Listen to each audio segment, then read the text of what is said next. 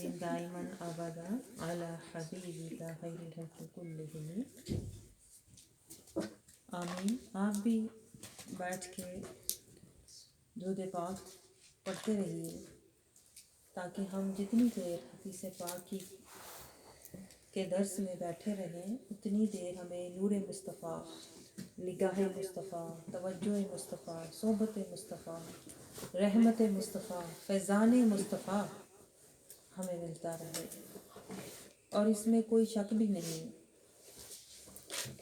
कि हम फ़कीरे दरे मुस्तफ़ा हैं सल्लल्लाहु अलैहि वसल्लम, और हम किसी दुनियावी मकसद के लिए देखें न मिलते हैं, न बैठते हैं, न आते हैं। मैं आपको हमेशा ये बातें याद दिलाती हूँ कि मेरा मकसद फ़कत और फ़कत ये है कि दरे मुस्तफ़ा सल्लल्लाहु अलैहि वसल्लम की बारगाह मुस्तफ़ा की आजिज़ाना फ़कीराना नौकरी करने का, कि हमारा नाम उनके दर के असीरों में, फ़कीरों में, ज़र्रों में, मंगतों में शामिल हो जाए।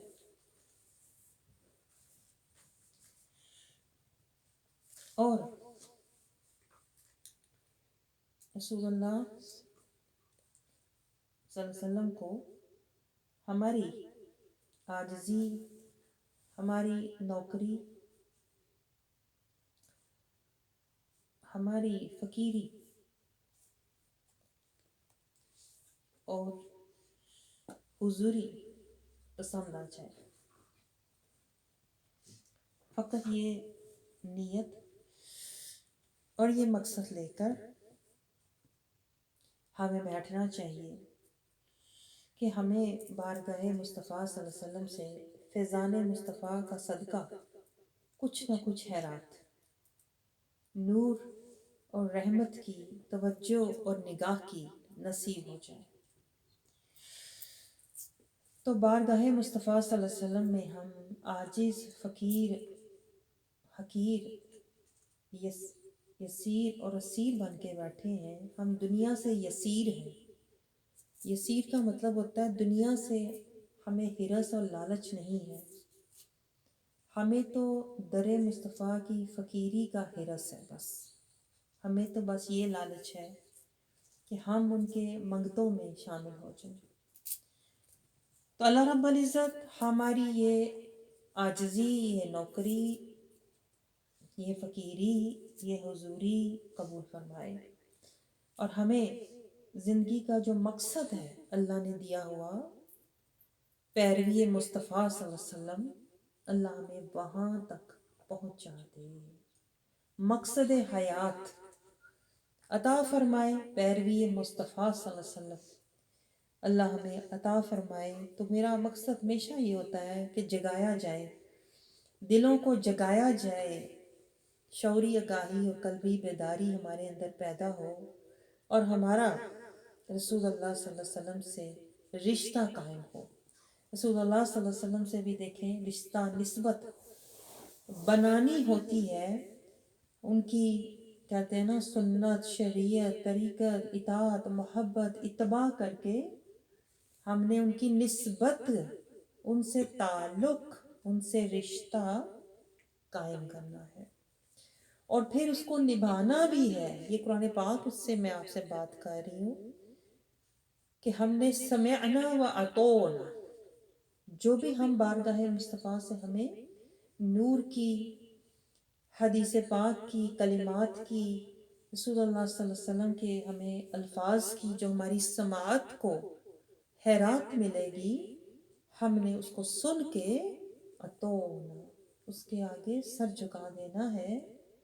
और यही सहाबा इकराम किया करते थे और फिर उस पर ईमान लाते थे और फिर रसूलुल्लाह सल्लल्लाहु अलैहि वसल्लम की मदद करते थे। यानी आप सल्लल्लाहु अलैहि वसल्लम के कलिमात पर अमल करते थे, इताअत भी करते थे और फिर इताअत के बाद आप सल्लल्लाहु अलैहि वसल्लम के कलिमात को आगे बढ़ाते थे। अमल से قول سے، فعل سے۔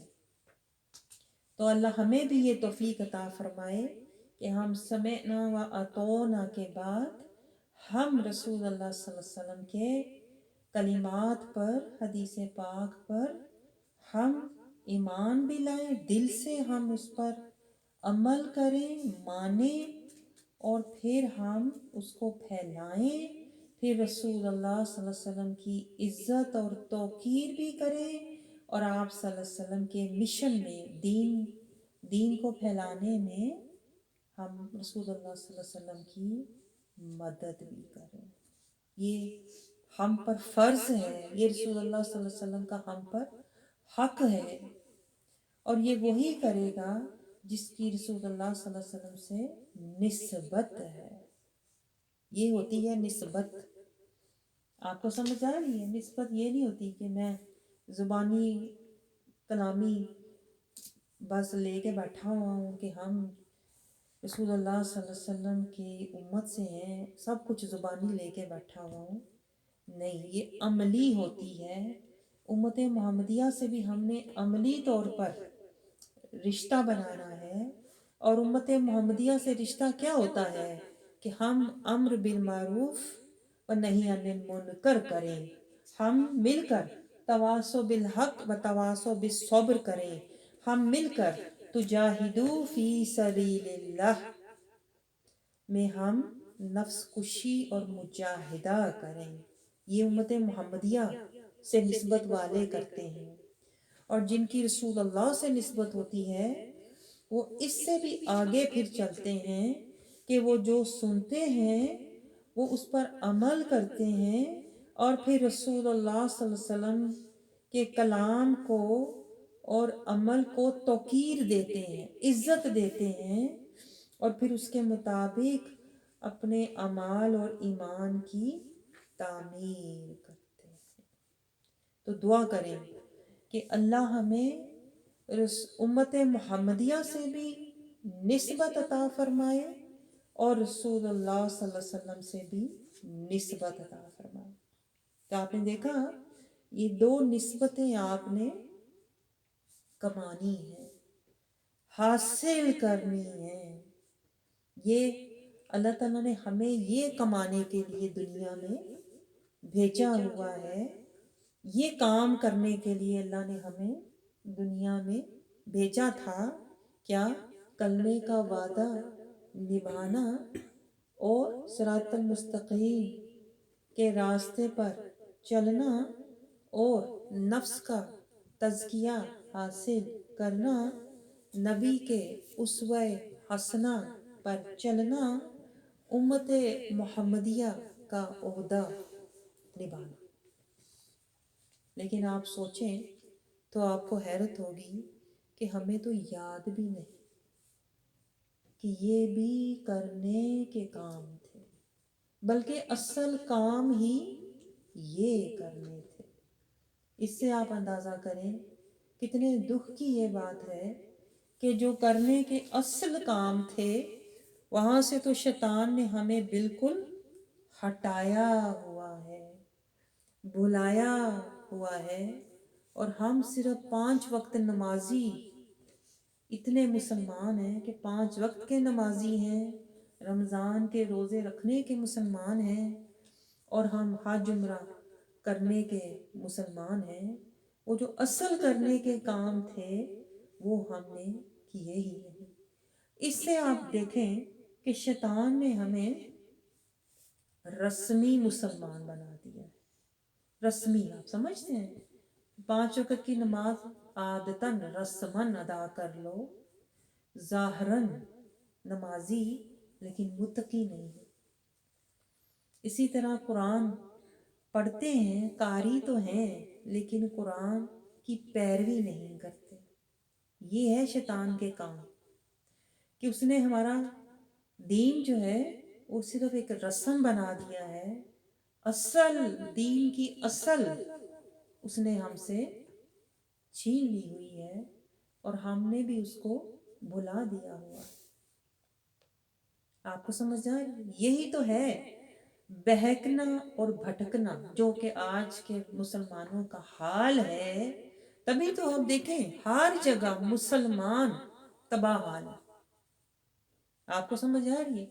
اللہ نے تو قرآن پاک میں دیکھیں جا بجا فرمایا ہے کہ اللہ کسی پر ظلم نہیں کرتا. تو پھر کیا وجہ ہے کہ پوری دنیا میں مسلمانوں پر ظلم ہو رہا ہے؟ اس کی وجہ یہی ہے جو میں آپ کو بڑے آرام سے سمجھاتی ہوں تاکہ آپ کی سمجھ میں بات آ جائے کہ ہم پر جو ظلم ہو رہا ہے وہ ہمارے اپنے ظلم کی وجہ سے ہو رہا ہے.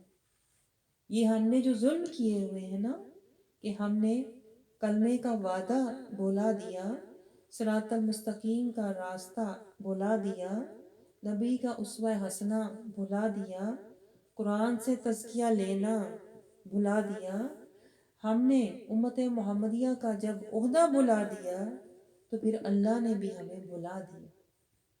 آپ کو سمجھ آ رہی ہے؟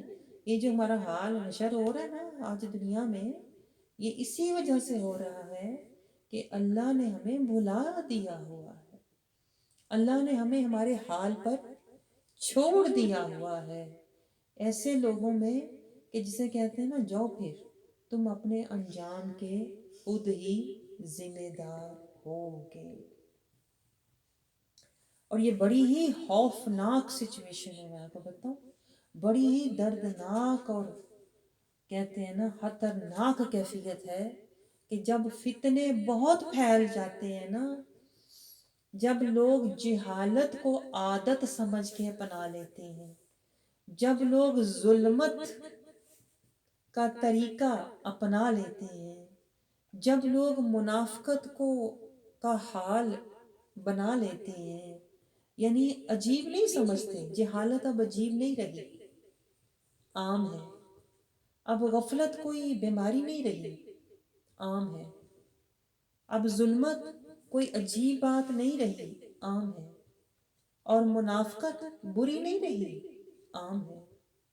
تو ایسے دور میں پھر جب غفلت، جہالت، ظلمت اور منافقت پھیل جائے تو سمجھ لیں ہم فتنوں کے دور میں بیٹھے ہوئے ہیں. آپ کو سمجھ آ رہی ہے؟ یہ فتنوں کا دور ہے کہ لوگوں نے فتنوں کو حق سمجھ کے اپنایا ہوا ہے، غفلت کو اپنایا ہوا ہے، جہالت کو اپنایا ہوا ہے، ظلمت کو اپنایا ہوا ہے، منافقت کو اپنایا ہوا ہے.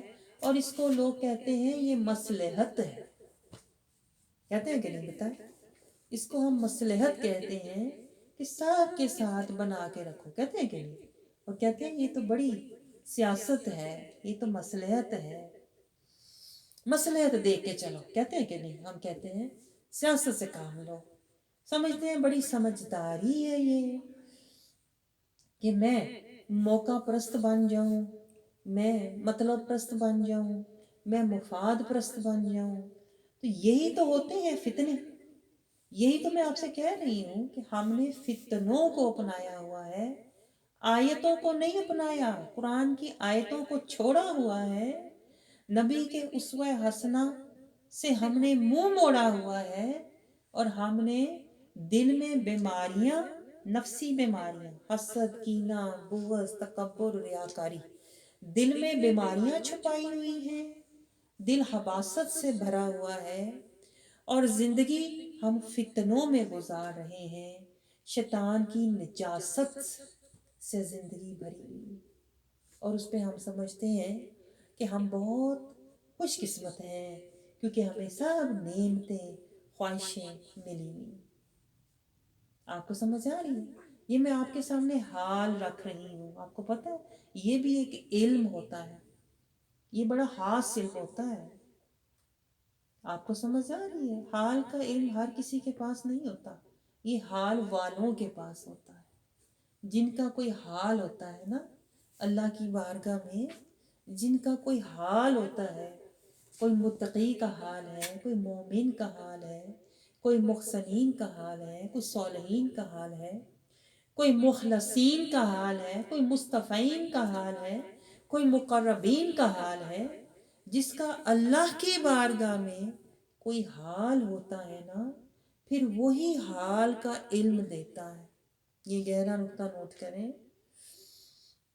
کیونکہ عام جو جاہل لوگ ہوتے ہیں ان کے اوپر جہالت کا حال ہوتا ہے کہ نہیں بتا؟ کبھی آپ دیکھتے ہوں گے کچھ لوگ محفلوں میں شور کرتے ہیں کہ اس کے اوپر حال آ گیا، جی کہتے ہیں حال آ گیا۔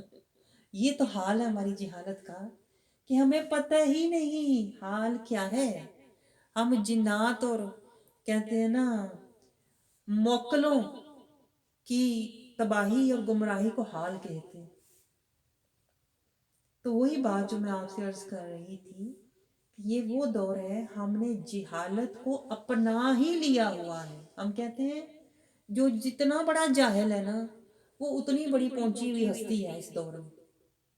اس لیے میں آپ کو یہ باتیں بتاتی ہوں کہ آپ کو شعوری آگاہی ملے۔ آپ سمجھ رہے ہو؟ کیونکہ شیطان، میں آپ کو بتاؤں، شیطان ایسے لوگوں کا بہت فائدہ اٹھاتا ہے، انہیں بے وقوف بناتا ہے، ساری زندگی انہیں اسی حال میں گھماتا رہتا ہے۔ جیسے وہ کولو کا بیل ہوتا ہے نا، شیطان اس طرح لوگوں کو جن کے پاس شعوری آگاہی نہیں ہوتی نا انہیں وہ اسی طرح گھماتا رہتا ہے، تو بڑے حال والی ہے، تو بڑی پہنچی ہوئی ہستی ہے، اور بظاہر اسے بڑی کہتے ہیں نا دکھاتا ہے مقامات اور اسے تجلیات اور فرشتے دکھاتا ہے، لیکن وہ سارا شیطان کا مکر فریب کا جال ہوتا ہے۔ تو اکثر لوگ ایسے بھی ہیں ہمارے درمیان جنہیں اپنا ہی پتہ نہیں ہے۔ تو آپ مجھے بتاؤ، جسے اپنا ہی نہ پتا ہو اسے حال کا کیا پتا ہو، میں کس حال میں ہوں؟ جسے اپنی پہچان ہی نہیں ہے کہ میں ظالم ہوں، جاہل ہوں، غافل ہوں، فاسق ہوں، مجرم ہوں، کیا ہوں؟ جسے قرآن سے اپنی پہچان فرقان جسے ملا ہی نہیں، تو وہ پھر کبھی بھی شعوری آگاہی اور قلبی بیداری والا ہو نہیں سکتا، وہ حقیقی حال والا نہیں ہوتا، وہ شیطان کے جال اور نفس کے مکر و فریب کی چال والا ہوتا ہے۔ آپ سمجھ رہے ہو؟ تو حدیث پاک تک آپ کو لے جانے کے لیے پہلے کچھ حال کا علم بھی ہونا چاہیے، حال کا بیان بھی ہونا چاہیے، کیونکہ آپ ایک دم اس لیول پر نہیں جا سکتے جس درجے کی یہ حدیث پاک ہے۔ سمجھ رہے آپ؟ حدیث پاک تو ظاہر ہے رسول اللہ صلی اللہ علیہ وسلم کے کلمات، ان کے جو صحابہ اکرام رسول اللہ صلی اللہ علیہ وسلم کی بارگاہ میں ہوتے تھے، آپ صلی اللہ علیہ وسلم کے پیروکار، جان نثار، خدمت گزار، تابع دار، فرما بردار، تو یہ کلمات رسول اللہ صلی اللہ علیہ وسلم ان کو نصیحت فرما رہے ہوتے تھے جو رسول اللہ صلی اللہ علیہ وسلم کی بارگاہ میں دن رات آپ صلی اللہ علیہ وسلم کی خدمت، تابع داری میں، فرما برداری میں حاضر رہتے تھے۔ ہر وقت بارگاہ مصطفیٰ کی طرف ان کی نظر اور توجہ اور طلب اور تڑپ انہیں ہوتی تھی۔ وہ دنیا کے بھوکے نہیں ہوتے تھے، وہ دیدار مصطفیٰ کے بھوکے ہوتے تھے، وہ زیارت مصطفیٰ کے حریص ہوتے تھے، وہ جلوہ مصطفیٰ کے طالب ہوتے تھے۔ ہم تو الٹ لوگ ہیں نا، ہمارا تو سب کچھ الٹ ہو گیا ہوا ہے، ہم نے تو سودے ہی الٹ کر لیے ہوئے ہیں سارے، نفس و شیطان کی پیروی کر کر کے ہم تو الٹ ہو گئے ہوئے ہیں کہ در مصطفیٰ کا طالب اور فقیر ہونے کی بجائے ہم دنیا کے طالب اور دنیا کے مرتبوں اور عزتوں کے حریص ہو کے رہ گئے۔ اس وجہ سے ہمارا حال جو ہے نا وہ دوغلا اور منافقانہ ہو گیا ہوا ہے کہ ہم دیکھیں حدیث پاک میں کہ درس میں آ کر بیٹھ بھی جائیں تو اندر ہمارے فکریں دنیا کی بیٹھی ہوئی ہوتی ہیں کہ نہیں بتائیں، اندر ہمارے چاہتے دنیا کی رکھی ہوئی ہیں، سوچیں ہم نے دنیا کی رکھی ہوئی ہیں، پھر بھی ہمیں کہتے ہیں نا آخرت کی اور رسول اللہ صلی اللہ علیہ وسلم کے در کی محبت، تڑپ، توجہ، طلب، فقیری ہمارے اندر پیدا نہیں ہوتی، اس لیے کہ نفس اور شیطان نے اتنے پردے اور اتنے کہتے ہیں نا ہمیں گڑھوں میں گاڑ کے رکھا ہوا ہے کہ ہمیں اوپر روشنی نظر بھی آتی ہے کہ رسول اللہ صلی اللہ علیہ وسلم کے نور کی، قرآن کے آیات کی نور کی روشنی ہمیں نظر آتی ہے، لیکن نفس اور شیطان ہمیں دلدل سے نکلنے نہیں دیتا۔ اور وہ دلدل کیا ہے؟ دنیا، دنیا کی راحتیں، خواہشیں، چاہتیں، نعمتیں، محبتیں، عزتیں، رونقیں، اس میں نفس ہمیں گھسا کے رکھتا ہے، اور باہر سے شیطان ہمیں دبوچ کے رکھتا ہے کہ تو دنیا کا لالچ، ہرس، مال، عزت، اس کے پیچھے دوڑ۔ آپ کو سمجھ آ رہا ہے؟ یہ ہمارا حال ہے۔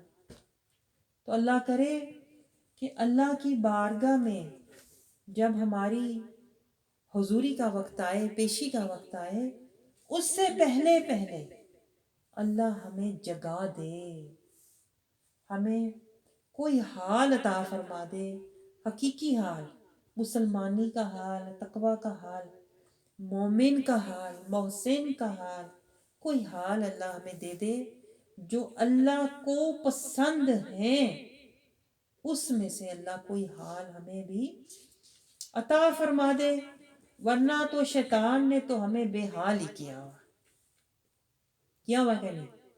ہمیں آخرت سے بالکل بے غم کیا ہوا، قرآن سے بالکل اور نبی سے بالکل بے پرواہ کیا ہوا۔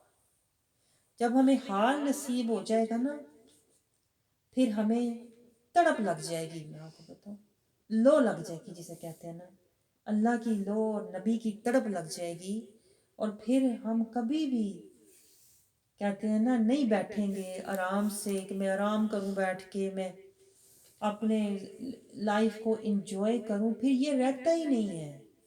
پھر یہ ہوتا ہے کہ میری انجوائمنٹ جنتوں میں ہے، میری عیش، میرا سکون، میرا سب سامان آخرت میں۔ یہ نشانی ہے، میں نے آپ کو بتائی، جس کو اللہ تعالیٰ حال عطا کرتا ہے نا، پھر وہ دنیا سے بے غم، بے پرواہ، دنیا کے نفع نقصان سے بے پرواہ ہو جاتا ہے، جسے حال ملنا شروع ہو جاتا ہے۔ حال ملنا سے میری مراد یہ ہے جس کا دل جاگنا شروع ہو جاتا ہے، آخرت سے کے لیے جاگنا شروع ہو جاتا ہے، جس کا دل اللہ کی خشیت میں جاگنا شروع ہو جاتا ہے، جس کا دل رسول اللہ صلی اللہ علیہ وسلم کے در سے نور پا کے جاگنا شروع ہو جاتا ہے نا، پھر اس کی تڑپ، اس کی لذت اور طلب جو ہے وہ آخرت بن جاتی ہے، قرآن ہو جاتی ہے، در مصطفیٰ کا نور ہو جاتی ہے، من کا تزکیہ ہو جاتا ہے، اسے اور کچھ نہیں چاہیے ہوتا۔ وہ کہتا ہے مجھے من کا تزکیہ، طہارت، تقوی مل جائے، مجھے در مصطفیٰ سے نور کی خیرات مل جائے، مجھے اللہ کی خشیت اور محبت مل جائے، بس یہ مل گیا تو گویا مجھے کل کائنات کی دولت مل گئی۔ یہ حال والے لوگ ہوتے ہیں۔ آپ کو سمجھ آ رہی ہے؟ اللہ ہمیں حال والا بنائے، تاکہ پھر اللہ کی بارگاہ سے ہمیں بخشش کا مال ملنا شروع ہو جائے، پھر اللہ دنیا میں ہی نور، شراب طہور اور سرور کے مزے اور انعامات عطا فرماتا ہے، لیکن پہلے حال کا ہونا ضروری ہے۔ آپ کو سمجھ آ رہی ہے؟ اب آپ حدیث پاک کو دیکھیں، ملاحظہ کریں میرے ساتھ، اس نیت کے ساتھ، اس توجہ کے ساتھ کہ میں ایک ادنا حال کی طلب لے کر، تڑپ لے کر، کہ میں در مصطفیٰ سے حال کی خیرات لینا چاہتا ہوں، نور کی خیرات لینا چاہتا ہوں، اس لیے میں حدیث پاک کو ملاحظہ کر رہا ہوں، اس کی سماعت کر رہا ہوں، کوئی نہ کوئی نوری نقطہ در مصطفیٰ سے اللہ میرے من کو عطا فرمائے، اور اس سے مجھے بھی حال نصیب ہو جائے، اللہ کی خشیت اور نبی کی محبت کا حال نصیب ہو جائے، اللہ کی رضا اور نبی کے اتباع کا مجھے پھر حال نصیب ہو جائے۔ آپ سمجھ رہے ہو؟ یہ باتیں ذرا نوٹ کیا کریں کہ جب آپ آتے ہو نا محفل میں، درس میں، تو آپ جب کلمات سنتے ہو، اللہ اور اس کے رسول کے الفاظ جب آپ سنتے ہیں نا، تو آپ کے دل پر کوئی کیفیت طاری ہونی چاہیے. یہ نہیں کہ آپ بیٹھے ہو دنیا کی سوچ کے ساتھ، میں گھر جاؤں گی تو کیا پکاؤں گی، تو کیا کھاؤں گی، تو میں نے شاپنگ کیا کرنی ہے، تو میں نے کس کے پاس ہوتے ہوئے جانا ہے. نہیں، سوچ یہ لے کے میں نے بیٹھنا ہے کہ مجھے اللہ تعالیٰ من کا تزکیہ عطا فرمائے، نبی کا اسوہ حسنہ عطا فرمائے، مجھے حال والا بنائے. میرا بھی کوئی حال ہو اللہ کی بارگاہ میں، مجھے بھی خیرات ملنی شروع ہو جائے، میرا بھی منگتوں فقیروں میں نام آ جائے. یہ ساری بات میں آپ کو اس لیے سمجھا رہی ہوں کہ اب آپ حال والے بنے. آپ سمجھ رہے ہو؟ ہم تو ساری زندگی الفاظ ہی اکٹھے کرتے رہتے ہیں، مجھے بڑا پتہ ہے جی، میں نے یہاں بھی سنا، میں نے فلاں کو بھی سنا، میں اس مولوی کو بھی سنتی ہوں، میں فلانے کو بھی سنتی ہوں. یہ سارے الفاظ ہیں. آپ سمجھ رہے ہو؟ الفاظ سن کے اگر آپ کو حال نہیں ملا نا، تو اس کا مطلب ہے وہ الفاظ جو ہیں وہ بے اثر ہیں. جیسے آپ دیکھو بارش ہو اور آپ نے نیچے پتھر پڑا ہوا ہے، تو جب بارش پتھر پہ ہوتی ہے تو وہ ادھر ادھر ضائع ہو جاتی ہے، اندر نہیں گئی. حال یہ ہوتا ہے کہ اندر جائے، میرے دل کے اندر کوئی نقطہ جائے، کوئی نور جائے، تاکہ میرا بھی من جاگے اور میں بھی اللہ کی طرف سفر شروع کر دوں، سالک بن جاؤں. طالب بن کے آؤں، سالک بن کے بیٹھوں، اور پھر سائر بن جاؤں، اللہ کی طرف دوڑنے والا، اور پھر طائر بن جاؤں، اس کی محبتوں میں پرواز کرنے والا. اسی کو تو کہتے ہیں طائر لاہوتی. علامہ اقبال نے اپنے شعر میں فرمایا تھا طائر لاہوتی کے بارے میں کہ اس رزق سے موت اچھی، جس رزق سے آتی ہو پرواز میں کوتاہی. دیکھیں کتنا اعلیٰ شعر ہے، لیکن ہمیں پتہ ہی نہیں کہ کیا ہے اس میں. آپ کس طائر کی بات کر رہے ہیں؟ آپ یہ سمجھا رہے ہیں کہ اپنی پرواز کبھی نیچے نہ ہونے دینا. بھلے دنیا میں نقصان ہوتے رہیں، بھلے تمہیں لوگ برا کہیں، بھلے تمہارے حالات کیسے ہی ہوں، بھلے کوئی تمہارے ساتھ چلے نہ چلے، تم طائر سے نیچے نہ آنا. اپنی پرواز سے کبھی نیچے مت آنا. بلکہ تمہیں لوگ کہیں کہ تم نیچے آ جاؤ، ہم تمہارے ساتھ چلیں گے، تو وہ کہتے ہیں اس رزق سے موت اچھی. دنیا کے پیچھے اور دنیا داروں کے پیچھے دوڑنے سے تو بہتر ہے، آپ فرماتے ہیں کہ تم مر جائے، اللہ کی محبت میں مر جا تو شہادت کا درجہ پائے گا. لوگوں کے پیچھے دوڑ کے، لوگوں کے پیچھے لگ کے اگر تجھے دنیا مل بھی گئی تو کیا فائدہ؟ اس رزق سے موت اچھی. آپ سمجھ رہے ہو؟ ذرا ان چیزوں کی طرف توجہ دیں، ذرا تفکر ان باتوں کی طرف کیا کریں کہ میں نے طائر بننا ہے، اللہ کی طرف دوڑنے والا سائر بننا ہے، میں نے سالک بننا ہے، میں نے رب کا طالب بننا ہے. آپ سمجھ رہے ہو؟ اپنا دل دماغ جو ہے اس طرف لگائیں تاکہ ہمیں حال نصیب ہو، وہ حال جو ہم اللہ کے آگے پیش کر سکیں.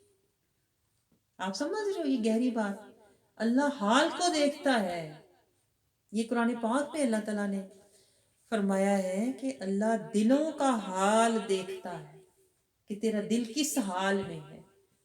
اگر حال ہوگا خشیت والا، تزکیہ والا، تقوی والا، نور والا، اللہ کی محبت والا، تڑپ والا، طلب والا، اطاعت والا، قربت والا، رضا والا، اگر یہ حال ہوگا نا، تو پھر اللہ آپ کے اعمال قبول کرتا ہے. لیکن ہم الٹ ہیں، ہم سمجھتے ہیں کہ میں جیسے بھی عمل کر رہا ہوں نا میرے قبول. یہ نہیں ہوتا اس طرح. یہی تو شیطان نے آپ کو بہکایا ہوا ہے. شیطان کہتا ہے بس عمل کری جا، حال کا پتہ ہی کوئی نہیں، من کی خبر ہی کوئی نہیں. اب آپ ذرا اس حال کے بعد اب آپ حدیث کی طرف آئیں تاکہ ہم حدیث کو سمجھنے کے قابل ہو سکیں۔ حدیث پاک مختصر، جامع لیکن بہت گہری ہے، جو کہ ہر حدیث ہوتی ہے کیونکہ یہ کلمات مصطفیٰ ہیں صلی اللہ علیہ وسلم، اور یہ وہ زبان ہے کہ جن کی زبان سے رب بولتا ہے، تو پھر ظاہر ہے رسول اللہ صلی اللہ علیہ وسلم کے الفاظ میں، کلمات میں جامعیت بھی ہوتی ہے اور گہرائی بھی ہوتی ہے اور نصیحت بھی ہوتی ہے۔ لیکن وہی بات ہے نا کہ یہ عام لوگوں کے لیے نہیں ہوتی، حال والوں کے لیے ہوتی۔ سمجھ رہے ہیں؟ عام لوگ تو صرف الفاظ سمجھ کے سنتے ہیں، ادھر سے سنتے ہیں ادھر سے بھول جاتے ہیں۔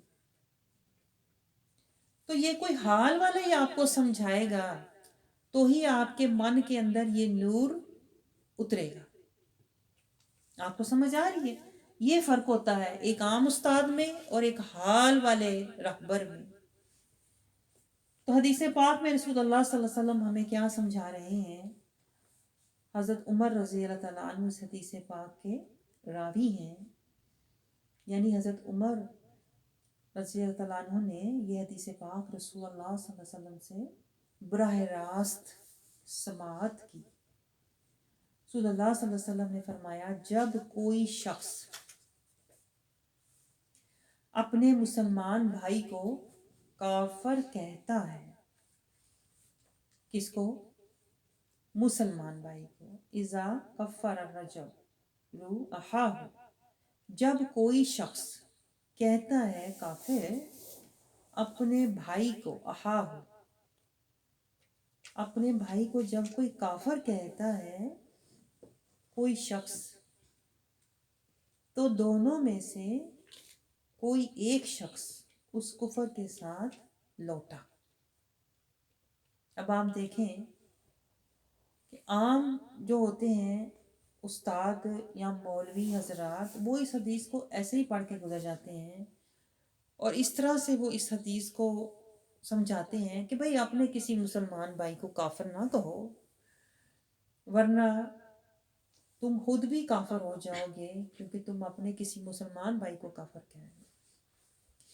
لیکن وہ اس حدیث کے اندر جو انوار ہیں، اسرار ہیں، جو تجلیات ہیں، جو نکات ہیں، وہ نہیں سمجھاتے۔ آپ سمجھ رہے ہو؟ اس لیے میں آپ کے سامنے آہستہ آہستہ چلوں گی تاکہ آپ بھی میرے ساتھ اس حدیث کے جو نکات ہیں نا ان کو سمجھتے ہوئے آئیں۔ اور وہی بات جو میں نے آپ کو پہلے سمجھائی کہ میرا مقصد قال نہیں ہوتا، حال ہوتا ہے۔ آپ کا حال بدلے، آپ کو حال ملے، آپ حال والے بنو۔ ہم نے قال والا نہیں بننا کہ مجھے یہ بھی پتا ہے، وہ بھی پتا ہے، یہ بھی آتا ہے، نہیں، ہم نے حال والا بننا۔ تو جب حال والا بننا ہوتا ہے نا تو پھر نکات، پھر اسرار، پھر اس کے تجلیات کو سمجھنا پڑتا ہے، پھر حال نصیب ہوتا۔ تو اب آپ حدیث پاک پر ذرا غور کریں تو آپ کو سمجھ آئے گی کہ رسول اللہ صلی اللہ علیہ وسلم کے کلمات، الفاظ میں آپ صلی اللہ علیہ وسلم نے فرمایا ہے کہ جب کفر الرجل، کہ جب کوئی رجل، رجل ہوتا کوئی شخص، جب کوئی شخص اپنے بھائی کو، دو باتیں رسول اللہ صلی اللہ علیہ وسلم نے دیکھیں فرمائی ہیں، ایک رجل اور ایک بھائی۔ آپ سمجھ رہے ہیں؟ ایک رسول اللہ صلی اللہ علیہ وسلم نے ہمیں حقیقت سمجھائی ہے، ایک مقام سمجھایا ہے۔ رجل کون ہوتا ہے؟ رجل وہ ہوتا ہے جو رجال کے مرتبے پر ہوتا ہے، اور رجال کی، جو رجال ہوتے ہیں ان کی صفات کیا ہوتی ہیں؟ اب آپ صفات کو دیکھیے، ہم سمجھتے ہیں رجل ہر آدمی رجل ہے، بھائی جو آدمی ہے مرد ہے رجل ہے، لیکن قرآن کی نظر میں رجل میں وہ شخص آتا ہے جس کے اندر یہ صفات پائی جائیں۔ کیا صفات؟ چاہے وہ مرد ہے یا عورت ہے، وہ اللہ کی نظر میں رجل ہوگا کیا؟ جس کے اندر اللہ کی خشیت ہوگی، جس کے اندر من کی طہارت ہوگی، جس کے اندر رسول کی اطاعت ہوگی، جس کے اندر آخرت کی رغبت ہوگی، جس کے اندر رسول اللہ صلی اللہ علیہ وسلم کی چاہت ہوگی، علم کے لیے مشقت ہوگی، دین کی رغبت ہوگی، ایمان کے لیے محنت ہوگی، نفس کے لیے ریاضت ہوگی، قرآن کی صداقت ہوگی، نبی کی محبت ہوگی، رسول کی رحمت ہوگی، جسے آخرت کی عزت کی طلب ہوگی، جس کے دل میں جنت کی نعمت ہوگی، تڑپ ہوگی، وہ رجل تھا۔ آپ سمجھ رہے ہیں؟ جو عام لفظوں میں اللہ کا غلام ہوگا، نفس کا غلام نہیں۔ یہ بات نوٹ کریں، جو نفس کا غلام ہے نا، جو اپنی خواہشات کا غلام ہے، قرآن اسے کہتا ہے یہ کل نام ہے، یہ جانور ہے۔ جو اللہ کا غلام ہے وہ رجل ہوتا ہے۔ یہ گہرا نقطہ نوٹ کریں۔ جو رسول کی پیروی کرے اور زندگی اللہ کی اطاعت اور خوشی میں گزارے نا، وہ رجل ہوتا ہے۔ اور جو نفس پروری اور اپنی خوشی کے لیے زندگی گزارتا ہے، قرآن اسے کلا نام کہتا ہے، جانور کہتا ہے۔ تو یہ فرق نوٹ کیا آپ نے؟ رجل کون ہے؟ اللہ کا غلام ہے، اور جو نفس کا پیروکار ہے وہ کلا نام ہے، وہ جانوروں کی طرح ہے۔ اور پھر دیکھیے جو رجل ہوتا ہے وہ عباد الرحمن ہوتا ہے۔ یہ بھی نوٹ کریں بات، عباد الرحمن کی کیا صفات ہیں؟ کہ وہ جاہلوں سے کنارہ کشی اختیار کرتا ہے۔ جب جاہل لوگ اس کے ساتھ آ کے بحث کرتے ہیں یا اس کے ساتھ لڑائی جھگڑا کرتے ہیں تو وہ کہتا ہے قالوا سلام، بھئی آپ اپنے رستے میں اپنے رستے۔ آپ کو سمجھ آئے؟ جو عباد الرحمن ہوتا ہے نا، وہ کبھی بھی جاہلوں، غافلوں، منافقوں کے ساتھ نہیں بیٹھتا۔ اور ہماری کیا سوچ ہوتی ہے؟ سب کے ساتھ بیٹھو بھائی، سب کے ساتھ بنا کے رکھو، سب کے ساتھ چلو۔ تو یہ عباد الرحمن ایسا نہیں ہوتا۔ عباد الرحمن سب کے ساتھ نہیں چلتا، وہ حق کے ساتھ چلتا ہے، وہ رب کے ساتھ چلتا ہے۔ کتنا فرق دیکھیں آ جاتا ہے۔ تو رجل کون ہے؟ جو عباد الرحمن ہے، جاہلوں سے کنارہ کشی اختیار کرتا ہے، چاہے وہ کوئی بھی ہے۔ وہ یہ نہیں دیکھتا کہ میری دوست ہے، میری ہمسائی ہے، میری رشتہ دار ہے، میرا اس سے کیا رشتہ ہے۔ نہیں، جو عباد الرحمن ہوتے ہیں نا، وہ جاہلوں سے، غافلوں سے، ظالموں اور منافقوں سے کنارہ کش رہتے ہیں، دور رہتے ہیں۔ سمجھ رہے ہو آپ؟ خشیت الہی، اللہ کی خشیت اور زاری میں دن رات نفس کشی، شعوری آگاہی، قلبی بیداری والے ہوتے ہیں عباد الرحمن، اور ان کی زندگی میانہ روی میں گزرتی ہے۔ نہ بہت مہنگے کپڑے ڈھونڈتے ہیں، نہ بہت اعلیٰ کھانے اور رہائش ڈھونڈتے ہیں، بس جس میں اللہ نے، جتنے میں اللہ نے رکھا ہوا ہے اتنے میں میانہ روی سے زندگی گزارتے ہیں۔ کون؟ وہ جو عباد الرحمن ہوتے ہیں، وہ جو رجال ہوتے ہیں۔ اور اسی میانہ روی میں وہ اللہ کے راستے میں مجاہدہ کرتے ہیں، حق پروری، حق کی ترویج، دعوت تبلیغ میں زندگی گزارتے ہیں، نفس اور شیطان سے لڑتے ہیں، فتنوں سے بچتے ہیں، جاہلوں اور منافقوں سے دور رہتے ہیں۔ یہ ہے رجال کی تعریف۔ اب آپ کو سمجھ آئے؟ ہم سمجھتے ہیں ہر کوئی رجال ہے۔ یہ جو رسول اللہ صلی اللہ علیہ وسلم نے فرمایا ہے نا کہ رجل، ہر کوئی رجال ہے، جو بھی مرد ہے وہ رجال ہے۔ میں نے آپ رجال کی صفات بتا دی کہ اس کے اندر اللہ کے ساتھ کیا ہوتا ہے، اللہ کی خشیت، من کی طہارت، رسول کی اطاعت، علم کے لیے مشقت، آخرت کی رغبت، دین کی چاہت، ایمان کے لیے محنت، ذکر سے راحت، قرآن کی صداقت، نفس سے ریاضت، رسول کی محبت، آخرت کی طلب، عزت، رسول کی رحمت، اطاعت، اور جنت کی تڑپ ہوتی ہے۔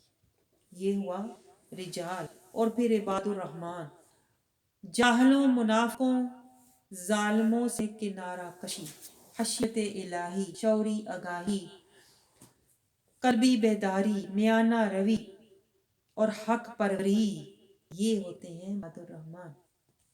ان کے لیے رسول اللہ صلی اللہ علیہ وسلم کا ہے یہ فرمان۔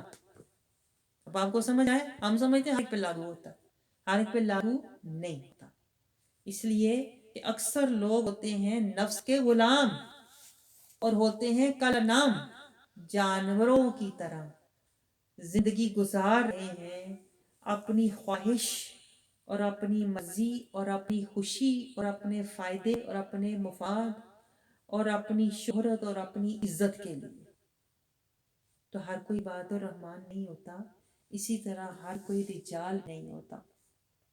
تو رجال جو ہوتے ہیں وہ اللہ کے کاموں میں لگے ہوتے ہیں، وہ اپنے کام دھندوں میں زندگی نہیں گزارتے، میرا گھر تو میری خوشی تو میری مرضی تو میرے مصروفیت تو میری خوشیاں تو میری رونقیں، نہیں۔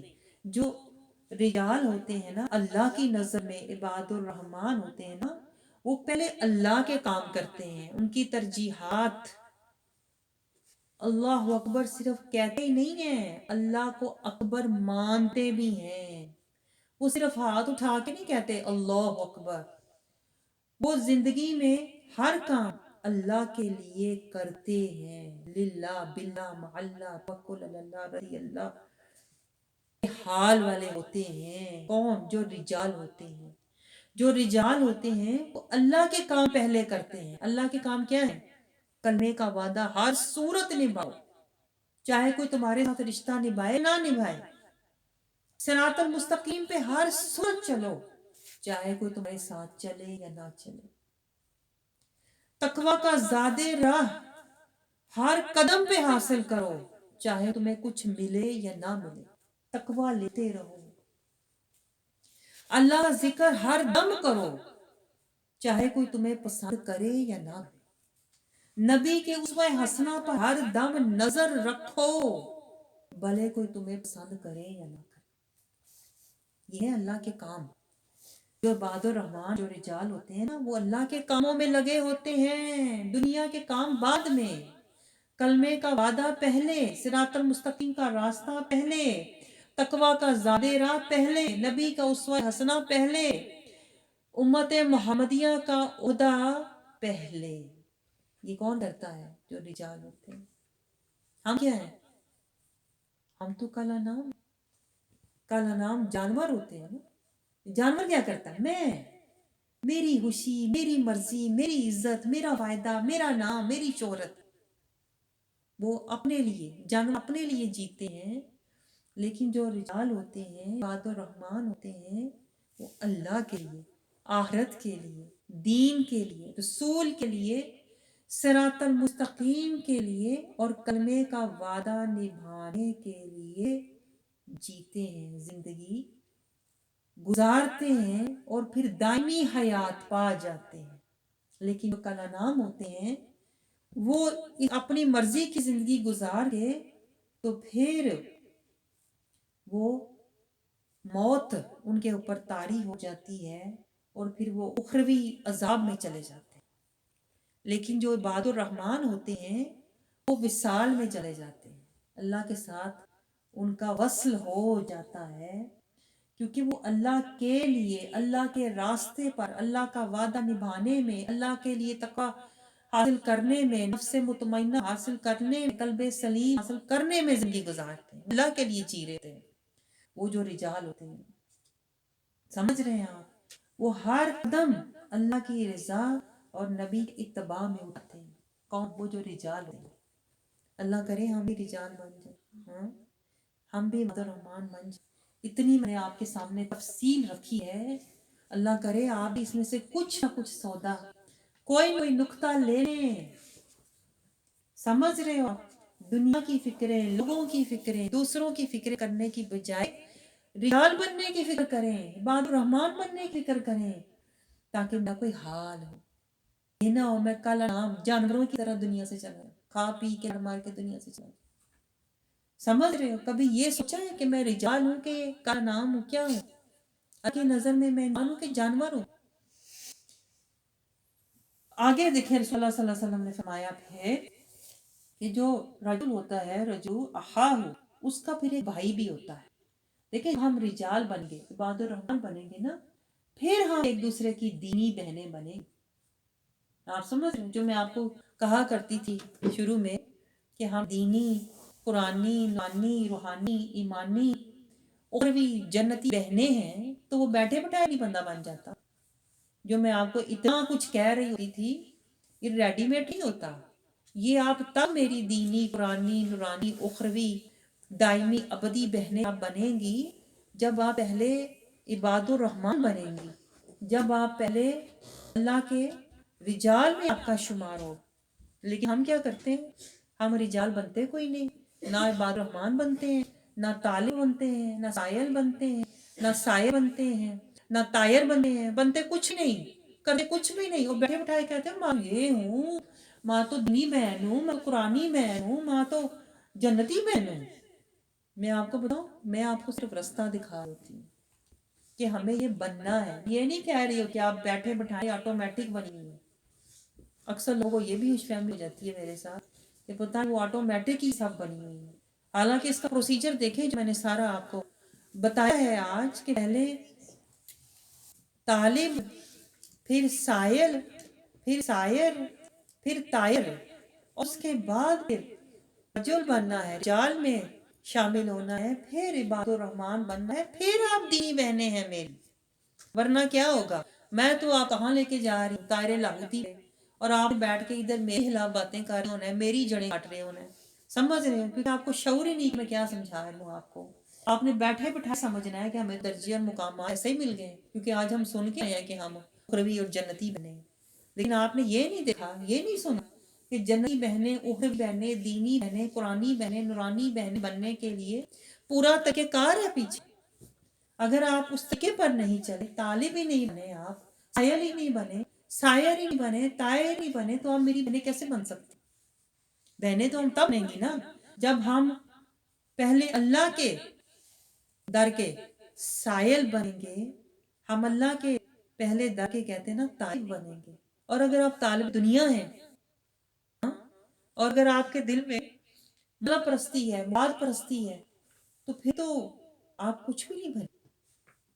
आप समझ रहे हो? आपने तो सिर्फ बातें ही समझ के सुन सुन के समझा है कि ये बात सुन के ही हम किसी मुकाम पे पहुंच गए हैं, दावे करने लगे हैं। मैं आपको बताऊं, बातों से और दावों से हासिल कुछ नहीं होता जब तक आप मुजाहरे और मंजिलें तय नहीं करते।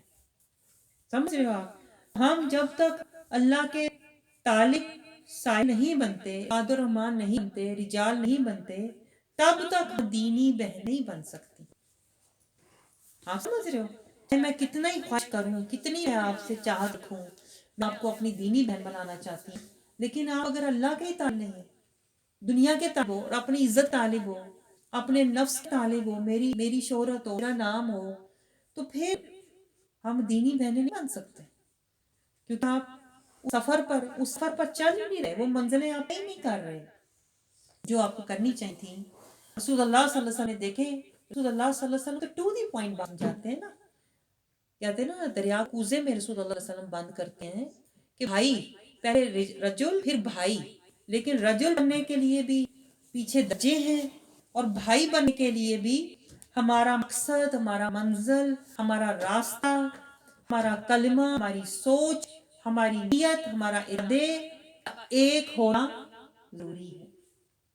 अगर मैं बैठे आपको यहाँ कहूँ देखो हमारी सोच जाए खुदा और तबाह मुस्तफ़ा, आप भी जुबानी कहो, लेकिन अमली तौर पर आप जाके बातें करो, इधर उधर आप कहते हैं ना दुनिया के पीछे दौड़ो, तो फिर आप मेरे दीनी बहनें तो नहीं है ना, फिर तो आप दुनियावी लोग हो, फिर तो आप नफसी लोग हो।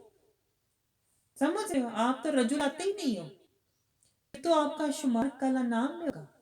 अपनी दुनिया, अपनी खुशियां, अपनी रौनकें, अपने माल, अपने मुफाद पीछे आप दौड़ रहे हो, फिर आप उस दर्जे पर नहीं आते जिसका रसूलुल्लाह सल्लल्लाहु अलैहि वसल्लम फरमा रहे हैं कि अपने भाई हा हो। देखो अगर आप रजुल हो, अगर आप इबादुर रहमान हो, अगर आप रब के सायल हो, आप آپ کبھی بھی اپنی دینی بہن پر حملہ نہیں کرو گے. سمجھ رہے ہو آپ؟ اسی لیے رسول اللہ علیہ وسلم نے فرمایا کہ یہ بات اتنی سخت ہے، اگر تم اپنے کسی دینی مسلمان بہن پر، کیونکہ یہاں بھائی ہے اور ہم عورتیں ہیں اس لیے میں بہن کا لفظ یوز کر رہی ہوں، اگر تم اپنی کسی دینی بہن کو جو تمہاری اس درجے پر بہن ہے، جس کے ساتھ تم نے اللہ کا تم طالب بنے ہو، سائل بنے ہو، سائر بنے ہو، طائر بنے ہو، جس کے ساتھ تم اللہ کے رجال میں محنت کر رہے ہو، جس کے ساتھ مل کے تم عباد الرحمان بنے ہو، اپنی اس دینی بہن کو کبھی بھی تم برا نہیں کہو، کبھی بھی اس پر الزام نہیں لگاؤ گے. اگر تم اپنی دینی بہن کو کافر کہو گے تو اتنا اللہ کے آگے وہ بات اتنی پکی ہوگی کہ دونوں میں سے ایک ضرور ہوگا. کیونکہ جب آپ اس درجے پر ہوتے ہو نا تو آپ کے الفاظ کی بہت وزن، آپ کے الفاظ کے اندر بہت گہرائی، سچائی ہوتی ہے. جب آپ اللہ کی بات میں، جب آپ طالب رجال اور عباد الرحمان جو بندہ بنا ہوتا ہے نا، اس بندے کے جو الفاظ ہیں نا وہ اللہ کی نظر میں ایک شہادت ہوتے ہیں، بڑے وزن والے ہوتے ہیں. وہ بندہ جب کوئی بات کہتا ہے نا پھر جس کو کہہ رہا ہوتا ہے وہ ضرور وہی ہوتا ہے جو کہہ رہا ہے. سمجھ رہے آپ؟ کیونکہ وہ اپنے درجے لحاظ سے بات کر رہا ہے. اس لیے جب کوئی بندہ بات کرتا ہے نا تو اس کا درجہ دیکھا کرو کہ یہ کس درجے کا بندہ ہے. سمجھ رہے ہو؟ ہم ہر کسی کو دیکھنے لگ جاتے ہیں، فلاں نے مجھے یہ کہا میرا دل ٹوٹ گیا. لوگ کچھ بھی کہتے رہے، لوگ جاہل بھی ہیں، لوگ غافل بھی ہیں، لوگ فاسق بھی ہیں، جنہیں اللہ کہتا ہے کلا نام، یہ تو جانور ہے. ہر کسی بات کی پرواہ نہیں کرنی چاہیے، ہر کسی کی بات کا نوٹس نہیں لینا چاہیے، اور نہ ہی ہر کسی بات کو دل پہ لگانا چاہیے، نہ ہر کسی کی بات کا اثر لینا چاہیے. بات کا اثر اس بندے کا لو جو عباد الرحمان ہے، جو رجال ہے، جو رب کا سائل ہے، جو طائر ہے. کیونکہ اس بندے کی بات جو ہوگی وہ اتنی اتھینٹک ہے، اتنی پکی ہے، اتنی مضبوط ہے کہ وہ جس بندے کو کہے گا یہ کافر ہے تو اللہ کی نظر میں وہ کافر ہے. سمجھ رہے ہو؟ کیونکہ اس کے پاس حال کا علم ہوتا ہے، حال کا، اور وہ من کا حال دیکھ کے کہتا ہے کہ یہ منافق ہے، یہ کافر. سمجھ رہے ہو آپ؟ تو اگر وہ بندہ، اللہ رسول اللہ صلی اللہ علیہ وسلم نے سمجھایا کہ اگر وہ دونوں اگر ایک لیول کے ہیں اور ایک بھائی دوسرے بھائی کو اگر کافر کہے گا تو دونوں میں سے ایک ضرور ہوگا.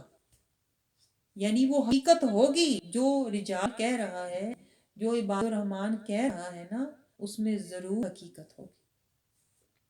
تو جس کو عباد الرحمان نے کہہ دیا کہ یہ منافق ہے، وہ اللہ کی نظر بھی منافق ہی ہوگا. کیونکہ وہ رجال ہوتے ہیں، ان کے پاس حال کا علم ہوتا ہے، ان کے پاس اللہ کے نور اور قرآن کا علم ہوتا ہے. اب دیکھیں یہ بات اوپر تک جائے تو رسول اللہ صلی اللہ علیہ وسلم بھی اللہ کے بندے ہیں. سمجھ رہے ہیں آپ؟ یہ قرآن پاک میں بھی ہے، رسول اللہ صلی اللہ علیہ وسلم بھی رجل ہے. تو آپ صلی اللہ علیہ وسلم کے پاس جب کوئی آتا تھا نا تو رسول اللہ صلی اللہ علیہ وسلم اس کی حالت دیکھ کر بتا دیتے تھے کہ یہ کافر ہے اور یہ منافق ہے. جو رسول اللہ صلی اللہ علیہ وسلم کے ساتھ منہ موڑ کے چلا جاتا تھا، پشت کر کے چلا جاتا تھا نا، تو رسول اللہ صلی اللہ علیہ وسلم فرما دیتے تھے کہ یہ آنے والا منافق ہے. کیونکہ اگر وہ حال کا مومن ہوتا تو کبھی بھی رسول اللہ صلی اللہ علیہ وسلم کی بے ادبی نہ کرتا، گستاخی نہ کرتا، آپ صلی اللہ علیہ وسلم کی طرف پشت نہ کرتا. تو یہ رجال سے یہ مراد ہے کہ رجل وہ ہوتے ہیں جو حال والے ہوتے ہیں، جو عباد الرحمان ہوتے ہیں، جو اللہ کے گھر کے طائر، اس کی قربتوں میں محبتوں میں پراز کرنے والے اللہ کے بندے ہوتے ہیں. یہ کسی کا حال بتا دیں تو وہ حقیقت ہوتا ہے. وہ بتا کسی اگر وہ کسی کو کافر یا منافق کہہ دے تو اس کے من کا حال ویسا ہی ہوتا ہے. کیونکہ جو اللہ کے بندے ہوتے ہیں وہ اللہ کے نور سے دیکھتے، اللہ نے انہیں بصیرت اور حکمت عطا کی ہوئی ہوتی ہے. یہ خاص علم ہوتا ہے جو حال والے کے پاس ہوتا ہے، رجال کے پاس ہوتا ہے، اور وہ اس نور سے دیکھ لیتے ہیں آر پار کہ اس بندے کے من کا حال کیا ہے. آپ کو سمجھ آ رہی ہے کتنی گہری یہ حدیث ہے؟ تو اللہ کرے ہمیں بھی اللہ تعالیٰ حال عطا فرمائے اور اللہ ہمیں بھی اپنے رجال میں شمار فرمائے اور اللہ تعالیٰ ہمیں بھی نور کا اور ایمان کا مال لینے والا بنائے. آمین.